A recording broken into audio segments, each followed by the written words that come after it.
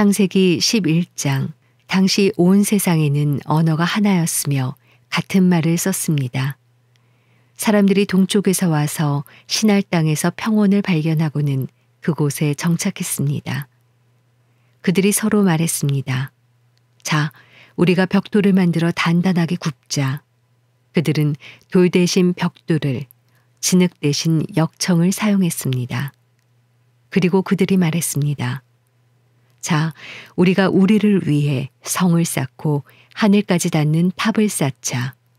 우리를 위해 이름을 내고 온 지면에 흩어지지 않게 하자.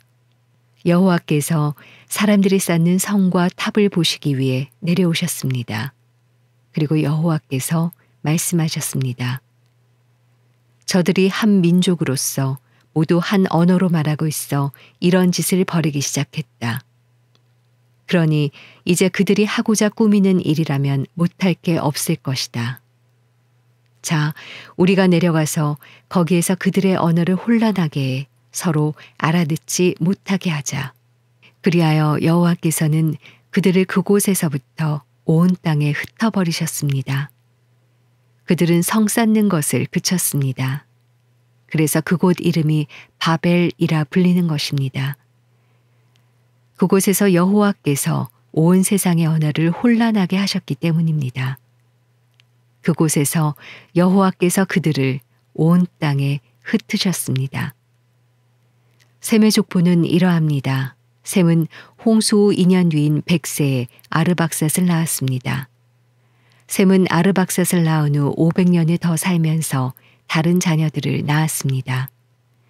아르박삿은 35세에 셀라를 낳았고 셀라를 낳은 후 403년을 더 살면서 다른 자녀들을 낳았습니다. 셀라는 30세에 에벨을 낳았고 에벨을 낳은 후 403년을 더 살면서 다른 자녀들을 낳았습니다. 에벨은 34세에 벨렉을 낳았고 벨렉을 낳은 후 430년을 더 살면서 다른 자녀들을 낳았습니다. 벨렉은 30세에 르우를 낳았고 르우를 낳은 후 209년을 더 살면서 다른 자녀들을 낳았습니다. 르우는 32세에 수룩을 낳았고 수룩을 낳은 후 207년을 더 살면서 다른 자녀들을 낳았습니다. 수룩은 30세에 나홀을 낳았고 나홀을 낳은 후 200년을 더 살면서 다른 자녀들을 낳았습니다. 나홀은 29세에 데라를 낳았고 데라를 낳은 후 119년을 더 살면서 다른 자녀들을 낳았습니다. 데라는 70세에 아브람, 나홀, 하란을 낳았습니다.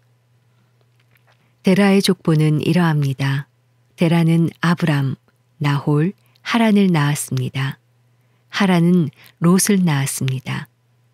하란은 자기가 태어난 갈대아의 우르에서 자기 아버지 데라보다 먼저 죽었습니다. 아브람과 나홀은 장가를 갔습니다. 아브람의 아내의 이름은 사레였고 나홀의 아내의 이름은 밀가였습니다. 밀가는 하란의 딸이었으며 하란은 밀가와 이스가의 아버지입니다. 사레는 아기를 낳지 못해서 자식이 없었습니다. 데라는 자기 아들인 아브람, 그리고 자기 아들 하란의 아들인 손자 롯, 그리고 자기 아들 아브람의 아내이자 자기 며느리인 사레를 데리고 함께 갈대아의 우르를 떠나 가나안으로 향했습니다. 그러나 그들은 하란에 이르러 거기에서 살게 됐습니다. 데라는 205세까지 살다가 하란에서 죽었습니다. 창세기 12장. 여호와께서 아브람에게 말씀하셨습니다. 내 고향, 내 친척, 내 아버지의 집을 떠나 내가 내게 보여주는 땅으로 가거라. 내가 너를 큰 민족으로 만들고 내게 복을 주어 내 이름을 크게 할 것이니 내가 복의 근원이 될 것이다. 너를 축복하는 사람에게는 내가 복을 주고 너를 저주하는 사람에게는 내가 저주하리니 땅의 모든 족속이 너로 인해 복을 받을 것이다. 그리하여 아브람은 여호와께서 말씀하신 대로 떠났습니다. 롯도 아브람과 함께 갔습니다. 아브람이 하란을 떠날 때 나이는 75세였습니다. 그는 아내 사레와 조카 롯과 그들이 모은 모든 재산과 하란에서 그들이 얻은 사람들을 데리고 가나안 땅을 향해 떠나 가나안 땅에 이르렀습니다. 아브라함이 그 땅을 지나 세겜 땅 모래의 큰 나무 앞에 이르렀는데 당시 그 땅에는 가나안 사람들이 살고 있었습니다. 여호와께서 아브라함에게 나타나 말씀하셨습니다. 내가 네 자손에게 이 땅을 주겠다. 아브라함은 여호와께서 자신에게 나타나신 그 곳에 제단을 쌓았습니다. 거기에서 그는 베델 동쪽에 있는 산으로 가서 장막을 쳤는데 그 서쪽에는 베델이 있고 그 동쪽에는 아이가 있었습니다. 거기에서 그는 여호와를 위해 제단을 쌓고 여호와의 이름을 불렀습니다. 아브라함은 계속 이동해서 네겝으로 나아갔습니다. 그 땅에 흉년이 들었습니다. 기근이 심했기 때문에 아브라함은 이집트로 내려가서 얼마간 살았습니다. 그는 이집트에 들어가기 직전에 아내 사라에게 말했습니다.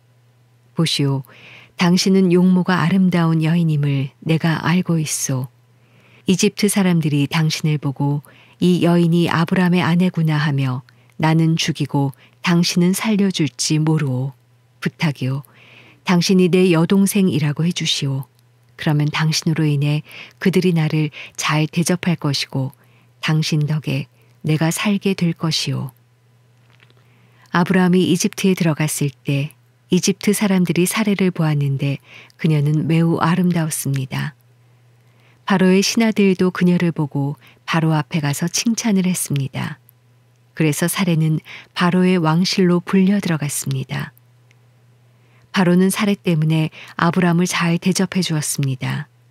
그래서 아브라함은 양, 소, 암수나기, 남녀 하인들, 낙타를 얻었습니다. 그러나 여호와께서는 아브라함의 아내 사레의 일로 인해 바로와 그의 집안에 큰 재앙을 내리셨습니다. 그러자 바로가 아브라함을 불러 말했습니다. 내가 어떻게 내게 이럴 수 있느냐? 그녀가 내 아내라고 왜 말하지 않았느냐? 왜 너는 그녀가 내 여동생이라고 말해서 내가 그녀를 아내로 얻게 했느냐? 자, 내 아내가 여기 있다. 어서 데리고 가거라. 그리고 바로는 자기 신하들에게 명령해 아브라함이 그의 아내와 그의 모든 소유물을 갖고 떠나게 했습니다. 창세기 13장. 아브라함은 자기 아내와 모든 소유물을 갖고 이집트를 떠나 네겝으로 올라갔습니다. 롯도 아브람과 함께 했습니다. 아브람에게는 가축과 은과 금이 아주 많았습니다. 그는 네겝을 떠나서 계속 여행을 해 베델에 이르러 자신이 전에 장막을 쳤던 베델과 아이 사이의 장소에 도착했습니다. 그곳은 그가 전에 처음으로 제단을 쌓았던 곳이었습니다. 거기서 아브라함은 여호와의 이름을 불렀습니다.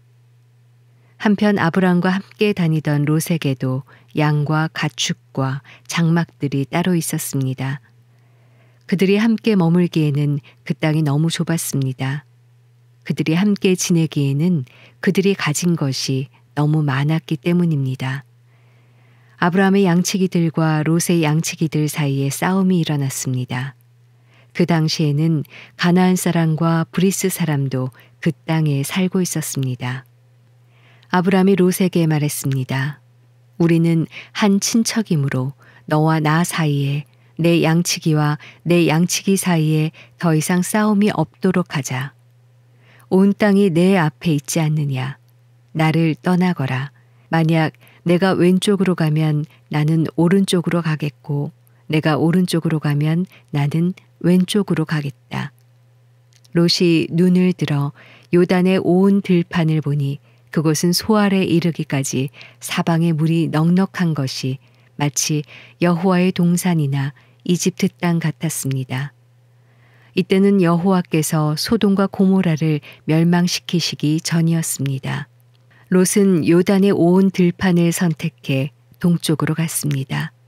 두 사람은 이렇게 헤어졌습니다. 아브라함은 가나안 땅에 정착했고 롯은 평원의 성들에 정착해 소돔 가까이에 장막을 쳤습니다. 그런데 소돔 사람들은 여호와 앞에서 아주 악한 죄를 짓고 있었습니다. 롯이 아브람을 떠난 후에 여호와께서 아브람에게 말씀하셨습니다. 내가 있는 곳에서 눈을 들어 동서남북을 바라보아라. 내가 보는 이 온 땅을 내가 너와 네 자손에게 영원히 주겠다. 그리고 내가 네 자손을 땅의 먼지와 같이 되게 하겠다. 먼지를 셀 수 있는 사람이 있다면 네 자손도 셀 수 있을 것이다. 일어나 이 땅을 동서남북으로 누비며 다녀보아라. 내가 그것을 내게 주겠다. 그리하여 아브라함은 자기 장막을 옮겨 헤브론에 있는 마므레의 큰 나무숲에 살았으며 거기서 여호와께 제단을 쌓았습니다.